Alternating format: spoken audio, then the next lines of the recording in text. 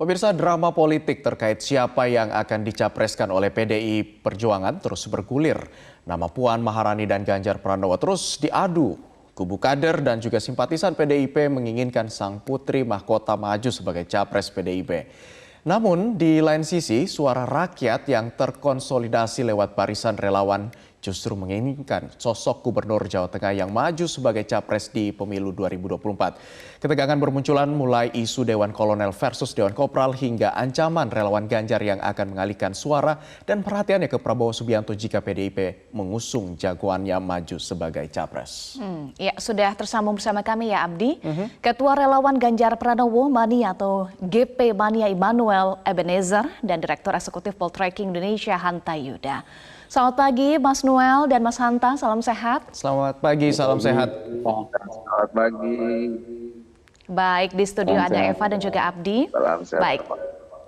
Baik. Kami akan ke Mas Noel terlebih dahulu. Mas Noel, sebelumnya Anda sampaikan jika Ganjar gagal nyapres, relawan akan belok mendukung Prabowo. Apa alasannya? Apakah ini sekedar gertak sambal, ancaman, atau betul akan belok mendukung Prabowo nanti? Jika gagal nyapres ya Ganjarnya. Gini, ya sebetulnya sih bukan menggertak, tapi yang bagusnya itu bahasanya itu daripada golput lah ya, kan tidak baik. Itu tidak mendidik, karena kan bahasa Mas Ganjar lebih baik mengedukasi lah.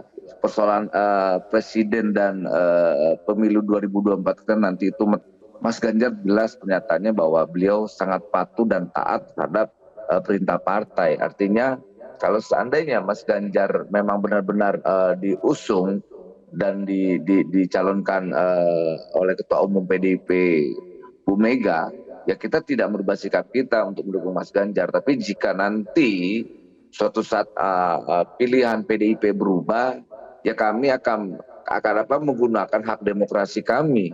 Begitu juga kami sarankan ke kawan-kawan, terserah kawan-kawan mau milih siapa di antara semua. Di situ nanti misalnya kalaupun Mbak Puan, silakan milih Mbak Puan. Kalau ada Pak Prabowo silakan milih Pak Prabowo. Kalau ada Mas Anies silakan milih Mas Anies. Artinya hak demokratisnya harus digunakan daripada nanti kita golput. Golput kan tidak mendidik dan tidak bertanggung jawab.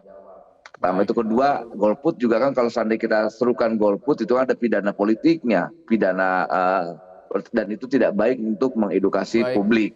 Kami sih tetap sampai detik ini manut dan tetap berpegang teguh pada apa yang diharapkan Mas Ganjar pada kita sebagai pendukung beliau.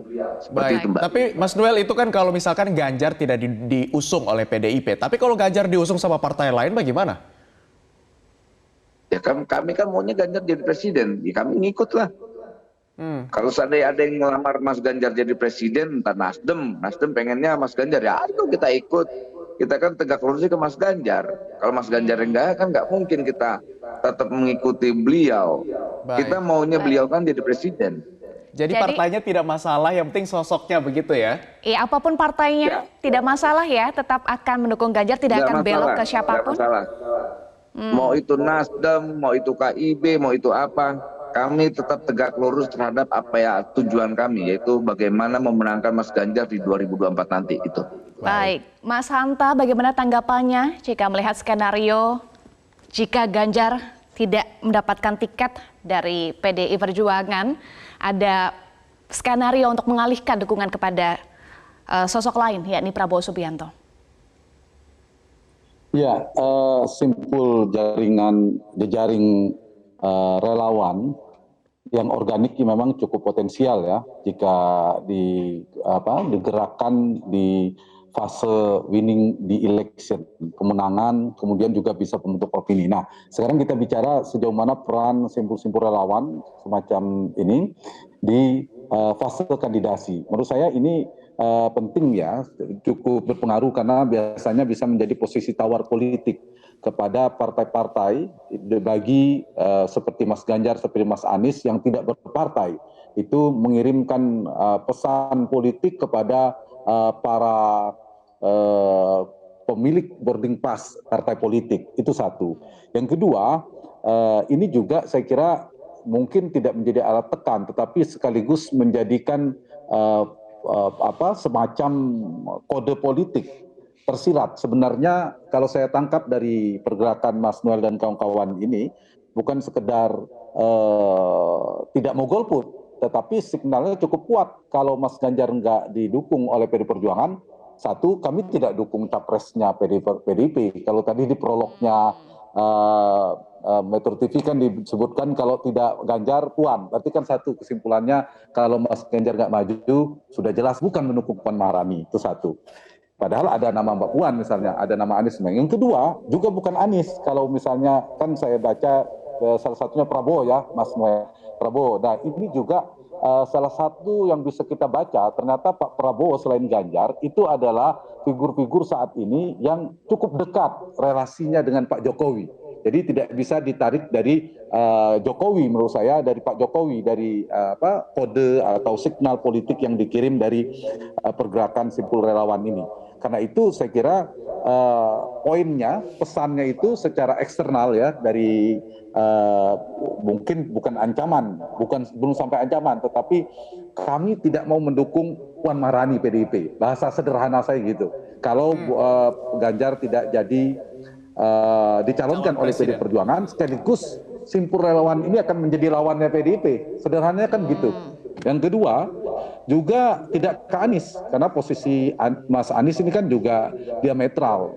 Sementara ya kalau kecenderungannya kalau misalnya ke Ganjar, ke Prabowo.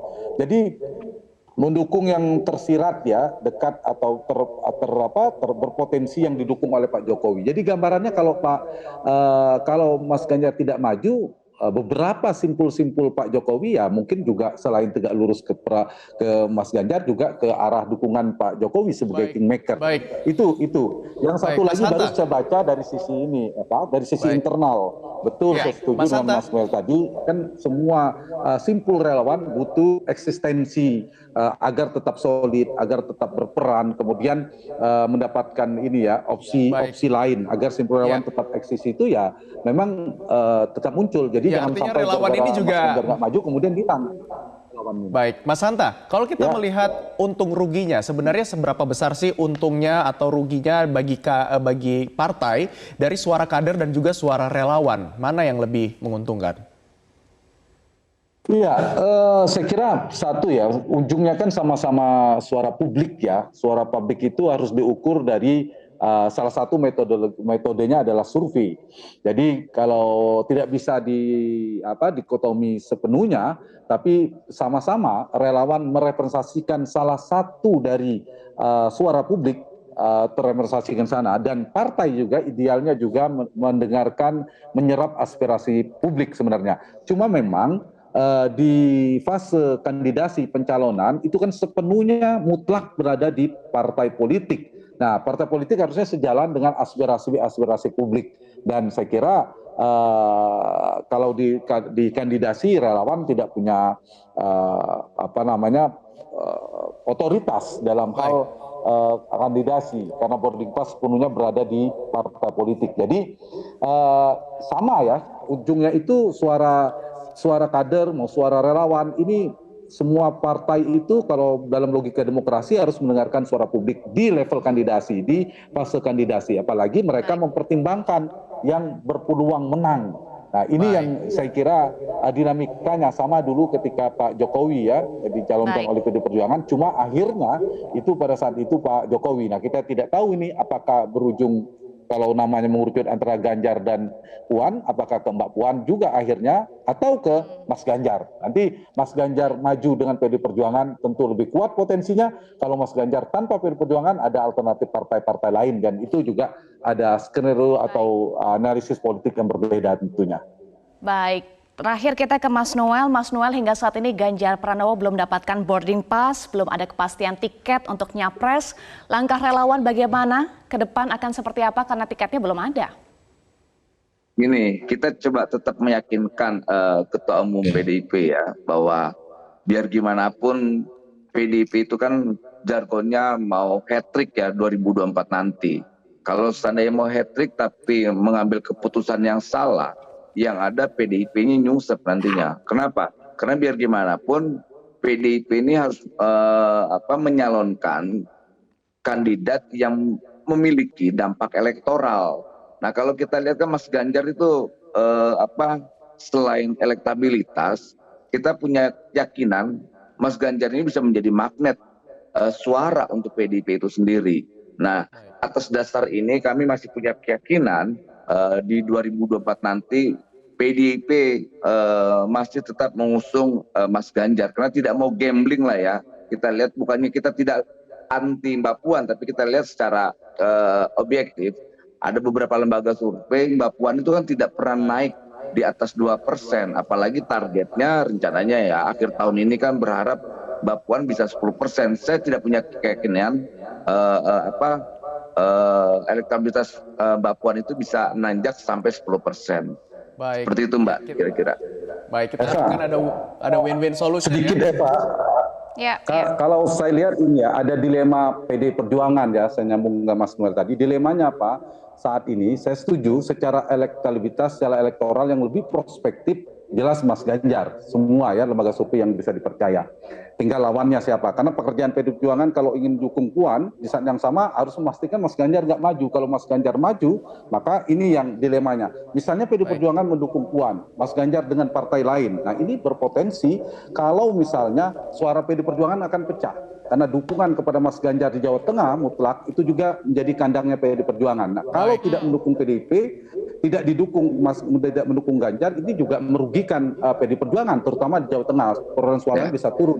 Baik, baik. Artinya hitung-hitungan dari internal partai PDIP sendiri ini juga perlu dilakukan ya Mas Hanta ya, agar tidak salah langkah di gelaran pemilu 2024 mendatang. Terima kasih Ketua Relawan Ganjar Pranowo Mania atau GP Mania Immanuel Ebenezer dan juga Direktur Eksekutif Poltreking Indonesia Mas Hanta Yuda sudah bergabung bersama kami. Salam sehat Mas Noel dan Mas Hanta.